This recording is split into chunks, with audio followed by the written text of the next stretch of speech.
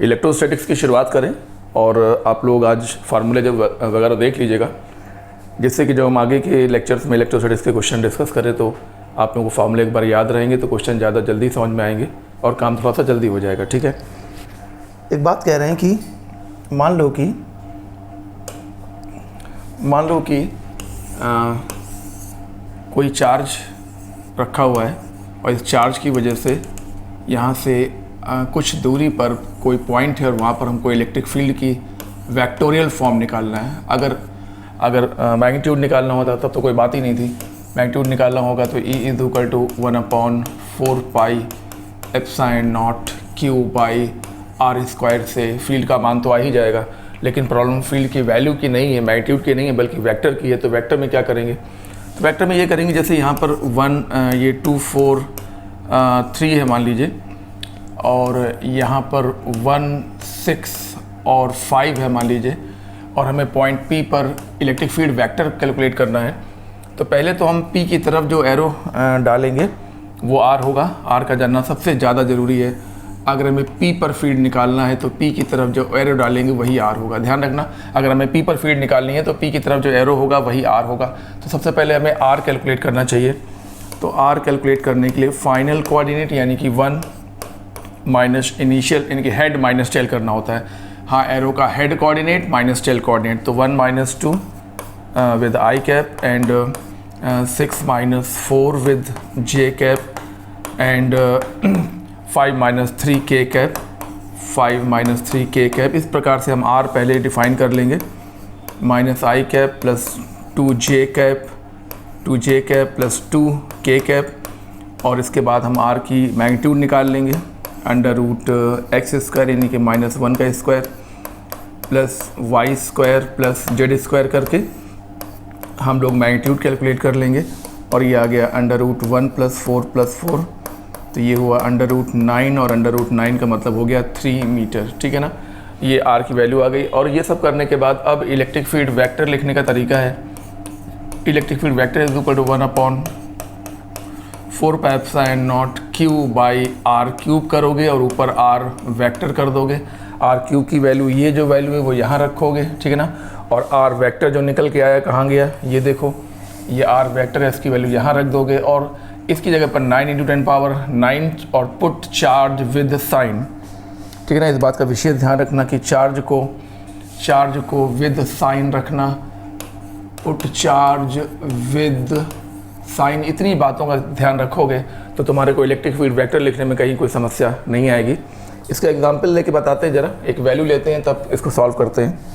Example ले रहे हैं कि XYZ प्लेन पर, XYZ, चलो Z भी ले लेते हैं, प्लेन पर एक पॉइंट है 1,2,4 मान लो। ठीक है ना, और इस पॉइंट पर एक चार्ज है 1 माइक्रो कूलम्ब का, और इसकी वजह से हमको यहाँ पर एक कोई पॉइंट है जो कि 0,-4,3 है। ये क्वेश्चंस हम यहाँ पे टेबल पे है मेरे पास, उससे हम देख लेते हैं। 0,-4,3 है, हमें इस पॉइंट P पर इलेक्ट्रिक फील्ड कैलकुलेट करना है। तो जैसा कि हमने अभी भी कहा था कि सबसे पहले तुम्हें R कैलकुलेट कर लेना चाहिए। तो पॉइंट P पर हमें इलेक्ट्रिक फील्ड कैलकुलेट करना है, इसलिए पॉइंट P की तरफ जो एरो होगा वही R होगा। ये देखिए, तो ये हो गया R वेक्टर। R वेक्टर लिखने का तरीका बिल्कुल अभी भी डिस्कस किया था। R वेक्टर = इस वेक्टर का head coordinate minus tell coordinate, यानी कि 0 - 1 I कैप प्लस, जल्दी करें, -4 - 2 J कैप, ओके, और फिर 3 - 4 K कैप, 3 - 4 K कैप। ये काम करने के बाद -1 I कैप यानी कि -I cap, -6 J cap and -K cap. ये R कैलकुलेट करने के बाद R का मैग्नीट्यूड जल्दी से जल्दी कैलकुलेट करो, √-1 का स्क्वायर प्लस 6 का स्क्वायर -1 का स्क्वायर, यानी कि ये हो गया √38 मीटर। ओके, मीटर में दिया है तो मीटर में लिखना। ये कोऑर्डिनेट हमने मीटर में दिए हैं इसलिए हमने इसको मीटर में लिख दिया।